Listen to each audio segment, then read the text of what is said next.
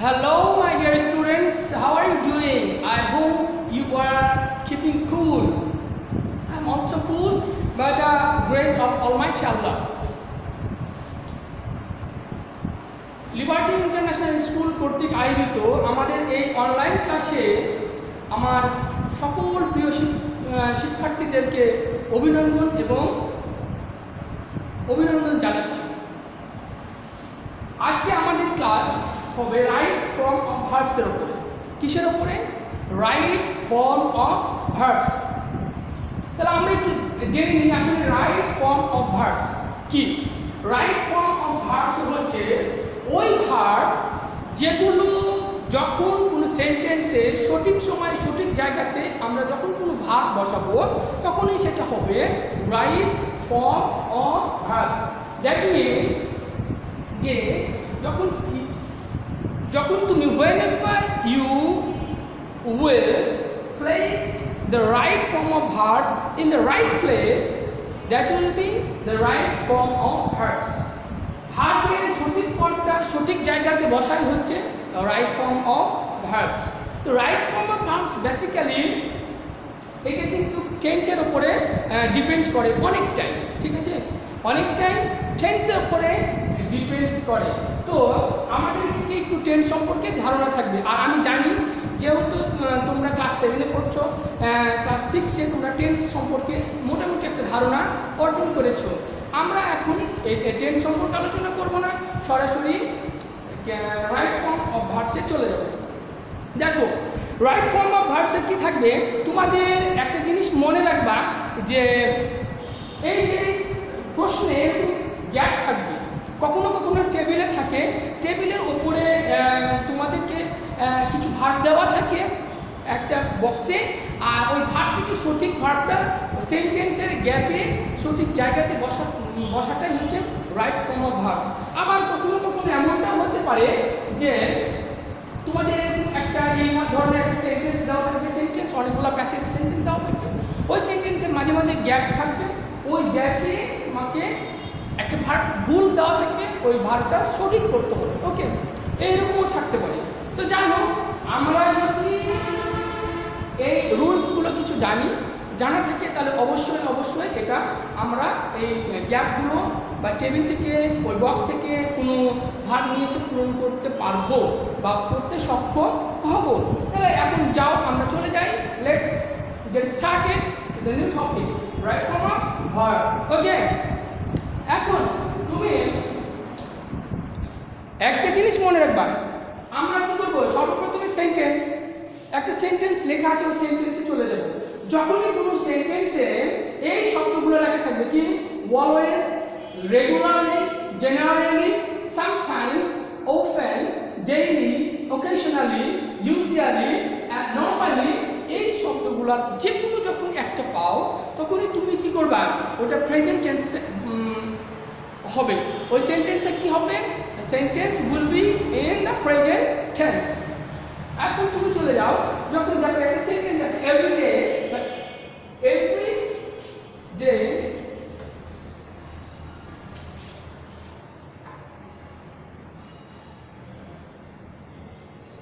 Every day he go to school. তাহলে এবার চলে যাও এখানে যে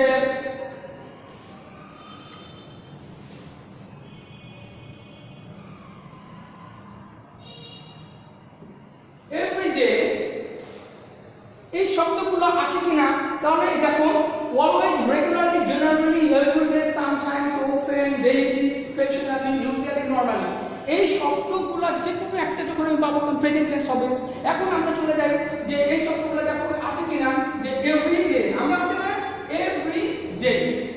এভরিডে আছে, তাহলে আমরা কি করবো, এটা পরিবর্তন করব ভার্বকে, and the verb will be change according to the tense and the subject. আমাকে সাবজেক্ট এবং টেন্স অনুসারে পরিবর্তন করতে হবে। তাহলে we have already identified the tense, what the tense is. Tense আমরা কিন্তু অলরেডি কি করেছি, আমরা আইডেন্টিফাই করে ফেলিয়েছি যে এটা কোন টেন্সে হবে।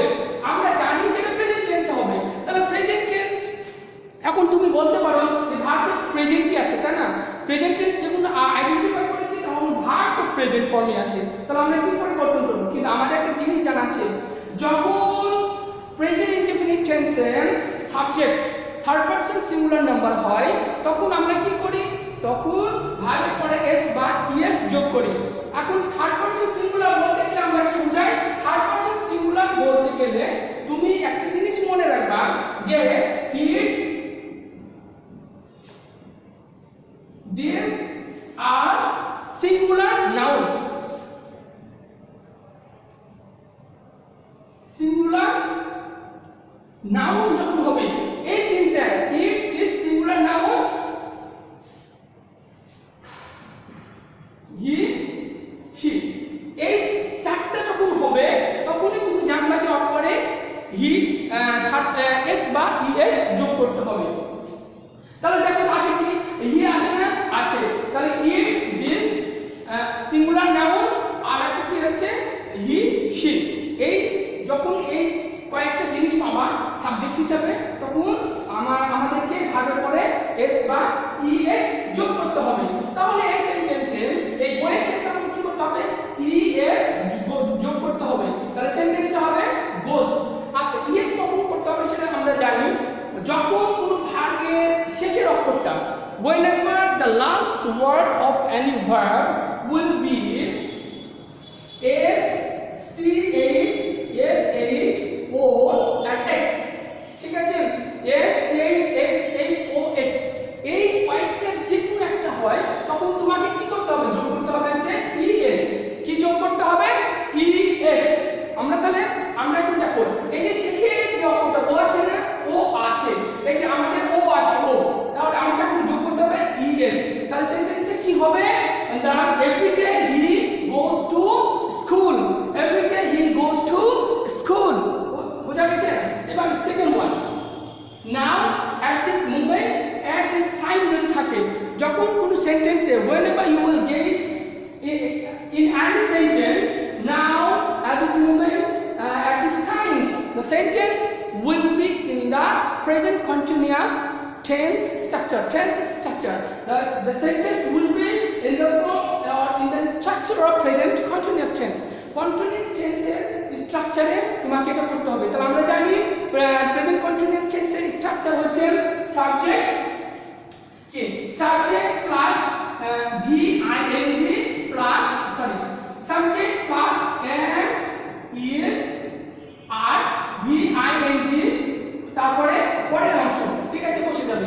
এটা হচ্ছে কি আমাদের structure of the present continuous tense.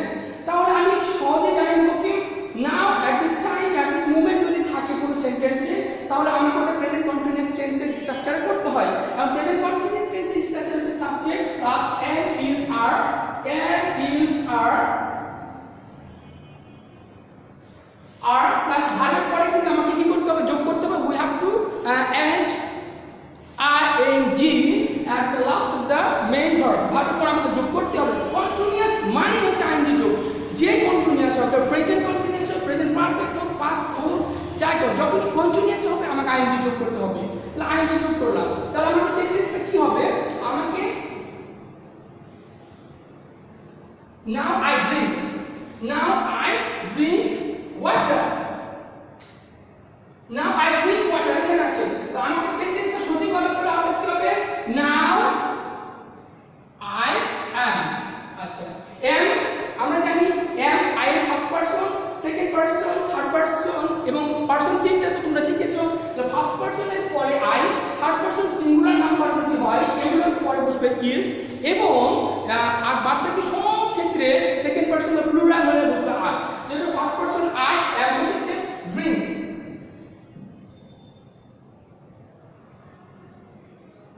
Drink বসছে, তাহলে আমাকে ড্রিঙ্কের পরে কোনো কিছু যোগ করতে হবে কি না, হ্যাঁ হবে, কি হবে, আইএনজি যোগ করতে হবে। তাহলে আমি তুমি এখন আইএনজি যোগ করে দাও, আইএনজি ড্রিঙ্কিং ওয়াটার, আমাকে কি যোগ করতে হলো, আমাকে আইএনজি যোগ করে সেন্টেন্সে কি হলো, now I am drinking water. এখন দেখো আমরা মোটামুটি এই জিনিসটা বুঝতে পেরেছো তো, আচ্ছা এখন দেখো এই সেন্টেন্সের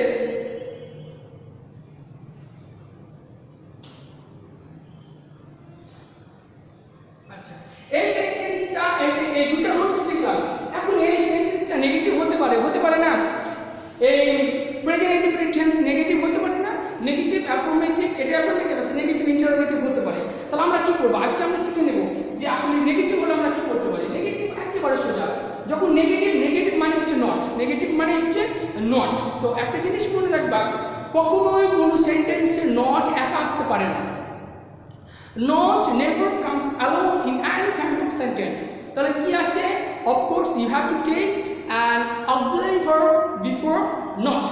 তাহলে তুমি বলবা যে স্যার তাহলে এখানে তো কোনো auxiliary verb নাই, প্রেজেন্ট ইনডিফিনিট টেন্সে কোনো auxiliary verb আছে? অন্যান্য টেন্সে তো নিশ্চয় আছে, আমি বসিয়ে দিতে পারি not, এ নেগেটিভ হয়ে যাবে। কিন্তু এইখানে কি করব, অবশ্যই যদি না থাকে, if there is no auxiliary verb in the sentence, you have to take the extra auxiliary verb, or you have to take extra auxiliary verb in this sentence. তাহলে আমাকে তোমাকে আনতে হবে, অতিরিক্ত একটা auxiliary verb আনতে হবে। তাহলে auxiliary verb যদি আনি, তাহলে প্রেজেন্ট টেন্সে অতিরিক্ত auxiliary verb আছে, সাহায্যকারী verb আছে do, কি do অথবা does, do অথবা does, এই দুইটা অক্সিলারি ভার্ব বসে প্রেজেন্ট ইনডিফিনিট টেন্সে। তো ডু বসে হচ্ছে ফার্স্ট পারসন, সেকেন্ড পারসন এবং প্লুরাল নাম্বারে, আর ডাজ বসে যখন সাবজেক্ট গুলো দি, this, singular noun, he, she এগুলো থাকে তখন ডাজ বসে। শুধু ডাজটা এই কারণে যখন তুমি ডাজ নিয়ে আসবা তখন এই ভার্বের পরে কিন্তু আর এস বা ইএস যোগ করা যাবে না। তাহলে এই সেন্টেন্সটাকে তুমি যদি এখন নেগেটিভ করো, এই সেন্টেন্সটাকে যদি এখন নেগেটিভ করো, তাহলে কি হবে, সেন্টেন্সটা নেগেটিভ করে হবে every day he does not go to school, go to school, say every day he does not go to school, এটা বুঝতে হবে, ঠিক আছে? এটা হচ্ছে নেগেটিভ। আচ্ছা, এখানে দেখো, এখানে ওয়ের পরে যে ইএসটা ছিল সেটা চলে এসেছে এই যে ডাজের এখানে, ঠিক আছে? ডাজের পর দেওয়া যাবে। আর বুঝেছ, সব ক্ষেত্রে আমি পান করি, তাহলে আই ড্রিঙ্ক ওয়াটার, আমি পান করি না, I do not drink water, বুঝতে পেরেছ? এবার চলে যাও এই ক্ষেত্রে সেকেন্ড ওয়ানের ক্ষেত্রে। সেকেন্ড ওয়ানের ক্ষেত্রে তো আমি বলেছি যখন তুমি নেগেটিভ করবা তখন ওই সাহায্যকারী ভাবের পরে তোমাকে কি করতে হবে, একটা নট বসিয়ে দিতে হবে। তাহলে আমার দেখতে হবে ওই সেন্টেন্সটাতে সাহায্যকারী ভাব আছে কিনা। তো দেখো আছে, তো আই অ্যাম আছে না, অ্যাম আছে, তাহলে আমার ইজিভাবে এটাকে নট করে দিলে নট, তাহলে কি হবে, এটা ইন্টারনেগেটিভ নেগেটিভ হয়ে যাবে। নেগেটিভ হচ্ছে I am not drinking water, এটা নেগেটিভ হয়ে যাবে। যে কোনো সেন্টেন্সকে যখন তুমি অ্যাফার্মেটিভ টু নেগেটিভ করতে যাবে এই ধরনের সেন্টেন্সগুলোকে, তখন তুমি কি করবা, জাস্ট নট বসাই দিবা। যদি ওখানে নট না মানে সাহায্যকারী ভাব না থাকে তাহলে আনবা। তো তুমি একটা জিনিস মনে রাখবা যে দুইটা টেন্সে সাহায্যকারী ভাব থাকে না, সেটা হচ্ছে একটা present indefinite tense and another one is past indefinite tense. In these two tense you will get no auxiliary verb, but you will not get any auxiliary verb, so you have to take an auxiliary verb in these two tenses. In the present tense you have to take do or does as an auxiliary verb, and in the past tense you have to take did as an auxiliary verb, okay, as an auxiliary verb. এইটা বুঝতে পেরেছো? তারপর এবার চলে যাও, আমরা করব কি, present perfect tense।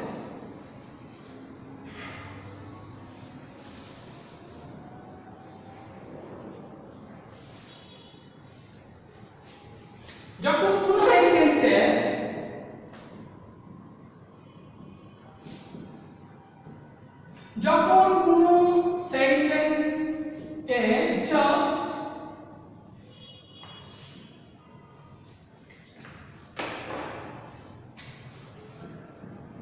just now, already, recently থাকে,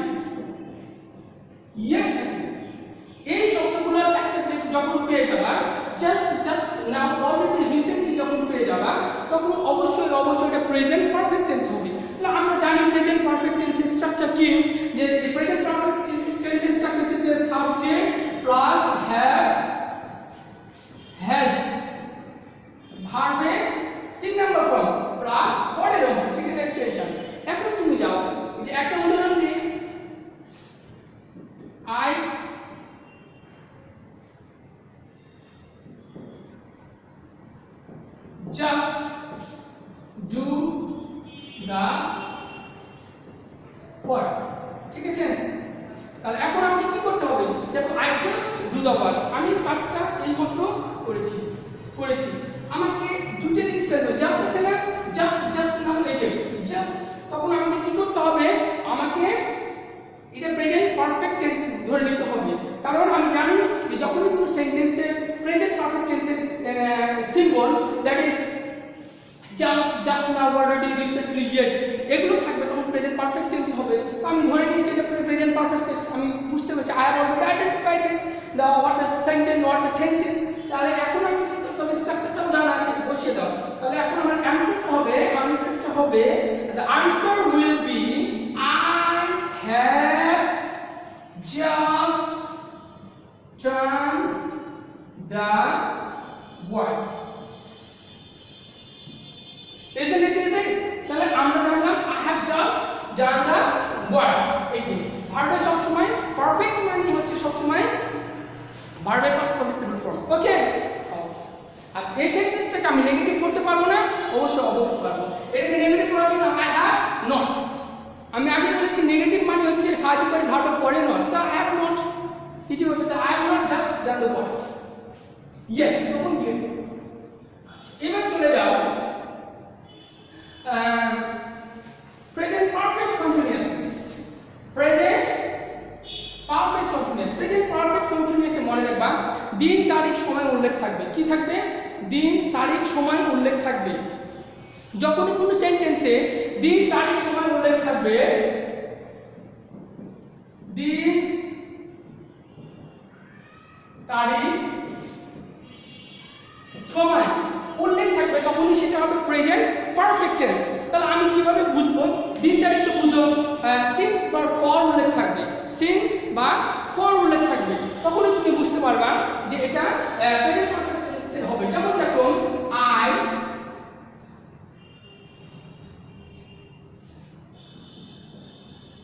play cricket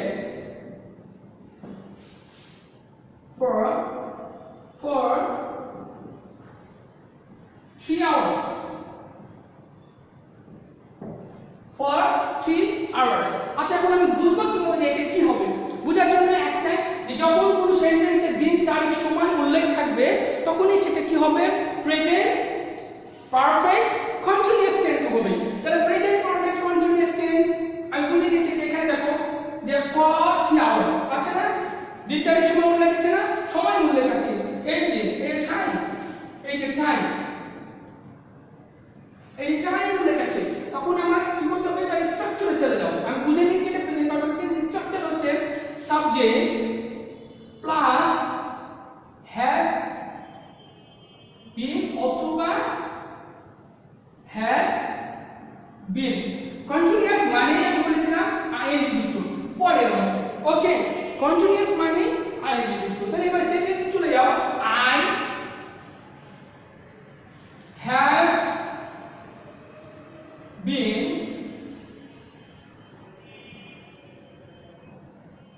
playing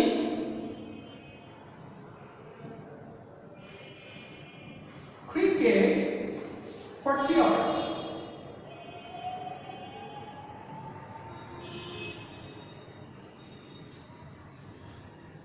for 3 hours। ঠিক আছে, I have been playing cricket for 3 hours। আমি ইজিভাবে অ্যানসারটা পেয়ে গেলাম।